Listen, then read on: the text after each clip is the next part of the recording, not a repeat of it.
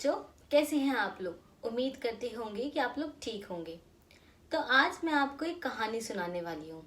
यह कहानी महाभारत काल की है। तो चलिए कहानी की शुरुआत करते हैं। तो यह कहानी हस्तिनापुर के राजकुमारों की है, कौरव और पांडवों की। जहाँ कौरव 100 थे, वहीं पांडव 5 भाई थे। कहने को तो कौरव और पांडव बहुत ही बलशाली और बुद्धिमान थे।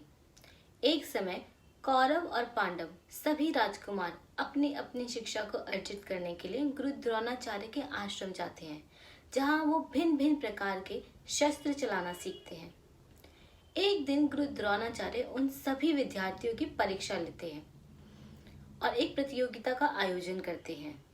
तो प्रतियोगिता कुछ इस प्रकार होती है कि गुरु द्रोणाचार्य एक विशाल वृक्ष की एक डाल पे एक लकड़ी की चिड़िया को रख देते हैं और सभी विद्यार्थियों से कहते हैं कि सभी को उस चिड़िया की आंख में निशाना लगाना है और निशाना कुछ इस प्रकार लगाना है कि जैसे ही तीर उस चिड़िया की आंख में लगे वह चिड़िया जमीन पे नीचे गिर जाए।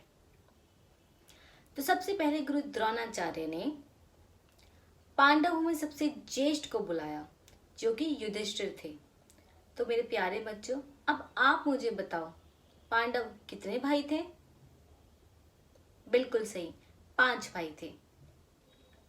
जब युधिष्ठिर आए तो गुरु द्रोणाचार्य ने उनसे एक प्रश्न पूछा, और वह प्रश्न क्या था? वह प्रश्न यह था, गुरु द्रोणाचार्य ने कहा, युधिष्ठिर तुम मुझे बताओ, तुम्हें क्या दिख रहा है? तो इस बात पे युधिष्ठिर मुस्कुराए और कहे कि गुरुदेव, मुझे वह चिड़िया दिख रही है, वह बड़ा सा वृक्ष दिख रहा है, चिड़िया जिस डाल पे बैठी है वो दिख रही है, पत्तियां दिख रही हैं, फूल दिख रहे हैं और फल दिख रहे हैं, तथा मुझे उसी के साथ उस पेड़ के नीचे चींटियों का चलता एक झुंड दिख रहा है। तो मुझे इस प्रकार से निशाना लगाना है कि अगर चिड़िया नीचे गिरे तो उन चींटियों को हानि ना पहुंचे। इस बात पे गुरु द्रोणाचार्य मुस्कुराए और कहा उन्हें कि बहुत बढ़िया युधिष्ठिर, पर तुम अपना धनुष को नीचे रखो और अपने स्थान पे जाओ। इसके बाद गुरु द्रोणाचार्य ने दुर्योधन को बुलाया। दुर्योधन कौरवों में ज्येष्ठ थे। तो अब मेरे प्यारे बच्चों, आप मुझे बताओ, कौरव कितने भाई थे? बिल्कुल सही, 100 भाई थे। गुरु द्रोणाचार्य ने यही सवाल दुर्योधन से भी पूछा और दुर्योधन ने भी यही कहा कि मुझे पेड़, पत्ते, फूल, चींटियां और वो चिड़िया दिख रही है। इस बात पे गुरु द्रोणाचार्य ने उनको भी उनके स्थान पे वापस भेज दिया। ऐसे के सभी राजकुमार आए और सभी राजकुमार से गुरु द्रोणाचार्य ने यही सवाल पूछा और सबको जानने को कहा। इसके बाद बारी आती है अर्जुन की। अर्जुन पांडवों में तृतीय भाई थे। गुरु द्रोणाचार्य ने जब उनसे यह प्रश्न पूछा कि बताओ अर्जुन, तुम्हें क्या दिख रहा है, तो इस बात पे अर्जुन ने कहा, गुरुदेव, मुझे तो सिर्फ मेरी चिड़िया की आंख दिख रही है। इस बात पे गुरु द्रोणाचार्य बड़े ही अचंभित हुए और सोचने लगे कि अरे वाह, और अर्जुन से पूछा कि क्यों? चिड़िया के आसपास तो बहुत सारी चीजें हैं, क्या तुम्हें आसमान नहीं दिख रहा? क्या तुम्हें पत्तियां नहीं दिख रही? और क्या तुम्हें और अन्य चीजें नहीं दिख रही? इस बात पे अर्जुन ने कहा कि नहीं, मुझे सिर्फ मेरा लक्ष्य दिख रहा है। इस बात पे गुरु द्रोणाचार्य प्रसन्न हुए और उनको तीर चलाने की अनुमति दी। जैसे ही अर्जुन ने तीर चलाया, वह तीर सीधा जाके उस चिड़िया की आंख में लगा और वह चिड़िया जमीन पे नीचे गिर गई और सभी राजकुमारों ने उनकी बड़ी प्रशंसा की। तो मेरे प्यारे बच्चों, इस कहानी से हमें क्या शिक्षा मिलती है? इस कहानी से हमें यही शिक्षा मिलती है कि अगर हम कोई कार्य कर रहे हैं तो उसको पूरी एकाग्रता से करना चाहिए। धन्यवाद। प्यारे बच्चों, मैंने आपके लिए कुछ गतिविधियां तैयार की हैं। पहली गतिविधि है शब्दार्थ। पहला, द्वापर युग। द्वापर युग मानव काल के तृतीय युग को कहते हैं। दूसरा, ज्येष्ठ भ्राता, जिसका अर्थ है बड़ा भाई। तीसरा, अनुज भ्राता, जिसका अर्थ है छोटा भाई। चौथा, धनुर्विद्या, जिसका अर्थ है धनुष चलाने की विद्या। तो बच्चों, अब आते हैं गतिविधि नंबर 2 की तरफ, जो है निम्नलिखित को मिलाएं। तो बच्चों, इस गतिविधि में कुछ शब्द दाहिनी ओर हैं और कुछ शब्द बाईं ओर। तो इसमें करना क्या है? उचित शब्दों का मिलान करना है।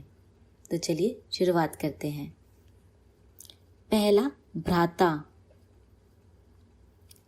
दूसरा, द्रोणाचार्य। तीसरा, दुर्योधन।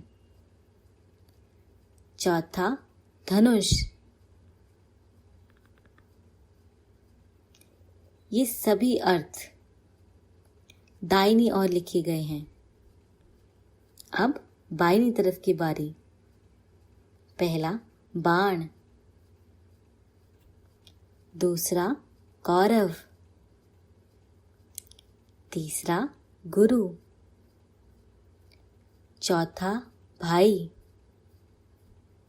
तो बच्चों, अब उत्तर का समय है। मैं उम्मीद करती हूँगी कि आप लोग सही मिलान करेंगे। तो देखते हैं।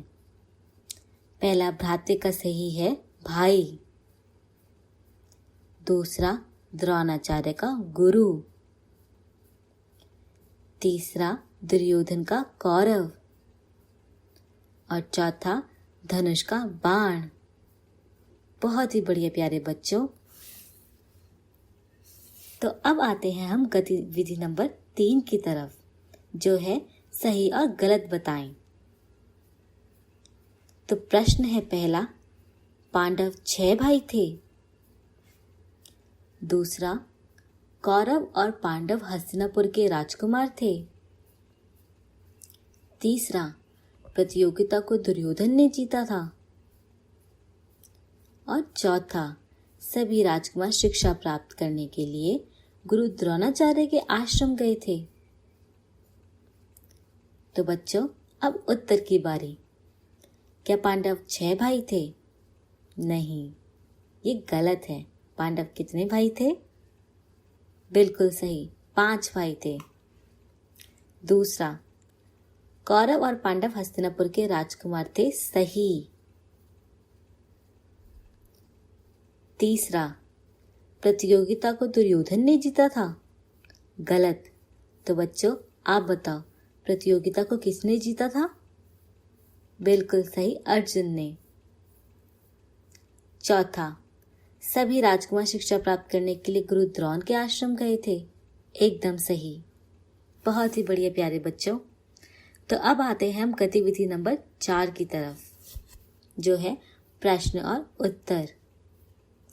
तो पहला प्रश्न है, कौरव और पांडव कहाँ के राजकुमार थे तथा वह आपस में एक दूसरे के क्या लगते थे? दूसरा, गुरुजी ने प्रतियोगिता क्यों रखी थी? प्रश्न नंबर तीसरा, पांडव और कौरव कितने भाई थे? और अंतिम प्रश्न, गुरुजी के पूछने पे अर्जुन तुम्हें क्या दिख रहा है, उनका क्या जवाब था?